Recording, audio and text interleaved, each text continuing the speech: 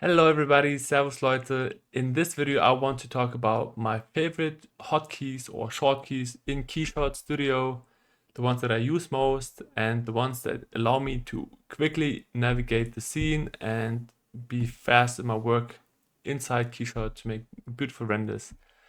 So let's go!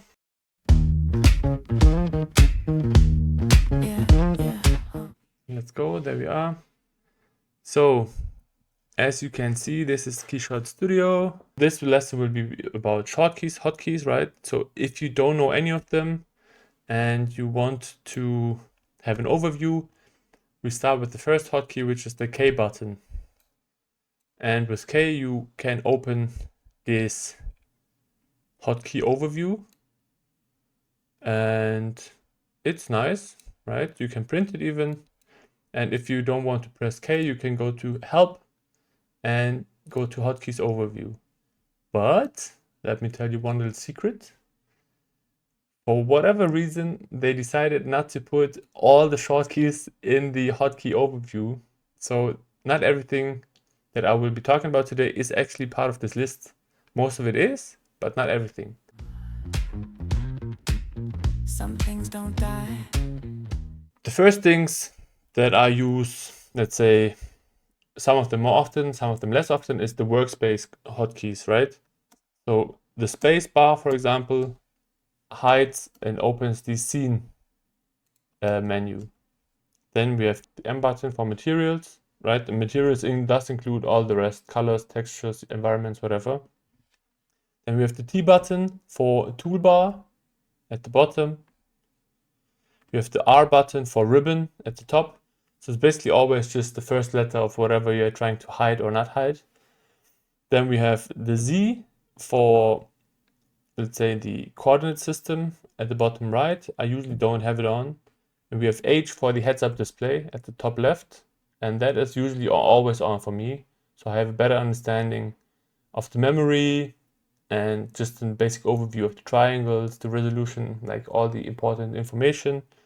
It won't be part of the render anyways, so I can just leave it there and I'm happy with that. The ones that I use on a regular basis still are the A key, which basically brings up the animation windows, right? And the O key. So these things I still use like every session basically. So if you want to remember some of the things, remember O for geometry view, and if you make animations, then A for animation. They just change forever. The next ones are the camera shortkeys that I'm using. Cameras here. And usually you start with the free camera and then you basically navigate to a position that you find interesting and then you press the plus and you create a new camera. And then you can name it, blah, blah, blah. And now you can always go back to that view. How I do it, if I want to be really fast, I just go into the rough perspectives that I like and then I press P. Then it creates a keyshot, a screenshot. But at the same time, it also creates a camera for me. So every time I press the P button, it just creates a new camera. And now I have all these cameras and then I can just do some fine tuning and adjust some of these settings. But basically, I don't have to go all the way to the camera navigation and then add another one. I can just use the P button to add a new, and then you will also have saved screenshots already, but you can delete them, no problem, right? Then the only thing is that you have to go back here and name them, right? So that's that. And now I'm already with the cameras, right? So if you have a big scene with many different cameras and you don't want to always go back to the camera navigation toolbar, you can just hold Shift N and it will go through all the different cameras one by one. And you see on the right here, the blue one is the active one. So it will go from top to bottom, but it will skip the free camera. So if you want to go to the free camera, you have to go to Control, Shift, and F. Control, Shift, and F will allow you to use the free camera. And then if you go Shift N again, you will be back in the first one. And then let's say you're on your first camera and you shifted it and you want to go back to the original state, you just press Ctrl R and it resets your camera if it was not saved in the immediate meantime. And Ctrl Alt Shift and right click will give you like fit all the objects in the scene into the view. And because I have this big object in the background, I also zoom out that far. And it hurts more. This one is pretty cool. I think this one is not in the list. Or is it? No, this one's not in the hotkey list. So just by pressing Control and any number from 1 to 9, you will be able to basically teleport objects into your scene. And based on the number, it will be different objects. So it is the objects from the geometry database that is default for Keyshot, right? And here you can also see the indication of which number will give you which geometry. But that helps already, right? Plane, Control 5. So if you need a plane, Control 5, and that's it.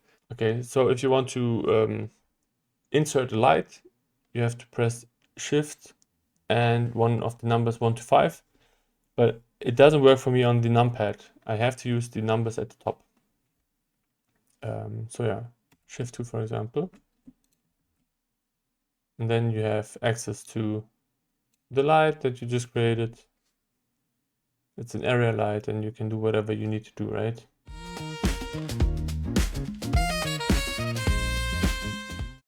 Okay, so this one is important. So if you work with HDRI, you want to be able to control the light without always having to go back. So using Control and just dragging with the left mouse button allows you to rotate the HDRI environment in your scene until you find it to be in a position that you actually feel like is doing a good job. And in that same regard, if I now the environment is visible in the background, right? So you can also see how it rotates when I do this. But if you don't want your environment to be visible, you can press the C button and it will go to basically select the background as color and the default color will just be activated. And if you want to go back to your environment, you just press E and you have your environment again. So sometimes this is helpful when you try to adjust your environment, but it is also distracting you from what's actually happening with the lighting.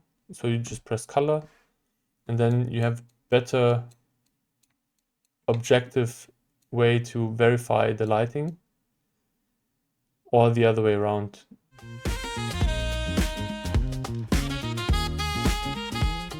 Okay, now we go to the real cool ones.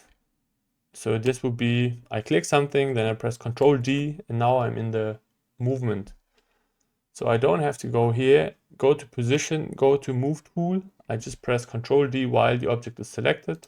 And it also works with multiple selected at once, right? So if you have, let's say, a huge feature tree here with hundreds or at least dozens of objects, and they're not in the proper order for you to do like the shift selection in the list, you can also just marquee select whatever you feel like and then do the Control D to do the movement of them, right? So that's cool. And while you're in the moving tab, you can press the buttons T for translation, and then you can also indicate the distance, let's say, and the axis. Let's say we want to use the x-axis and 50 millimeters, confirm. That's what it does. It also says here what you can do. Then you can rotate it, let's say the y-axis 60 degrees.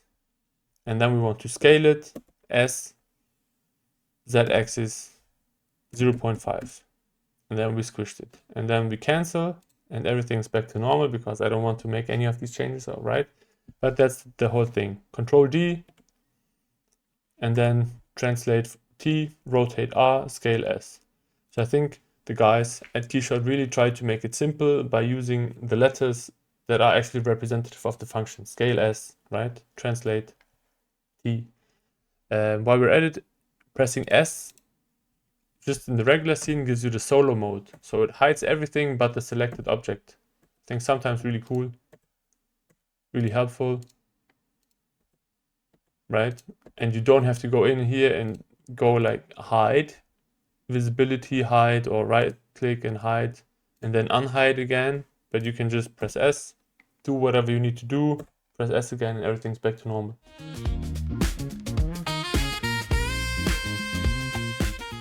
Alright, now we come to the really important things that I use on a daily basis when I use Keyshot. The render quick mouse button, what is it? Hotkeys, render hotkeys. So Control P basically opens the render window, and here you can do all whatever you want, all the settings you need. Now this is a demo, so I cannot do queuing of images, right? But in real life, I do that all the time. I select the camera I need. I press Control U to put this image in the render queue. And then I switch the camera, Control U again, this image in the render queue. Shift N again, Control U, this next image. And then I press Control P, open the thing. I go to my render queue, I check if everything seems all right. I render the queue and then I go for lunch break. So this is really something I use a lot, the queue. I think also compared to other software, they don't really have it that intuitively. So this is a key strength of Keyshot.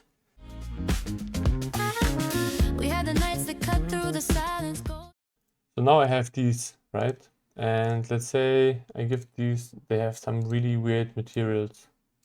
Like this one is like that, and this one is like this. And yeah, I mean, look at this, wow, amazing. But now you want to apply the material from one to the other, and you don't want to go like right click, copy material, select this one, right click, paste material, isolate material, add material. No, you just want to hold shift left click on the material that you want to copy, and then you shift right click on the object that you want to copy it to, and now you have it copied. That's the best thing ever. It's so much more fast than everything else. And now if you go here, you see that they are linked. So if you make changes to one of them, it will be applied to all of them. But if you don't want that to be the case, then before you paste, you don't use shift right click, but you use control shift and right click. So I copy this one, paste it here. Now I change this guy and only these, because this was pasted, but without link, right? So the link is broken between them. And here still the material is the same. It's just a copy of the material. So I still don't lose any of my beautiful things. It's just not the linked material. So this is the absolute maximum thing that I use all the time. And that's already it. I think I took way too much time to explain shortkeys, but I hope you can use them, and I recommend it. And again, if you forget about where to find them, just press the K button for keys, and you find most of the shortkeys in the list. If you enjoy it, see you around. Bye bye.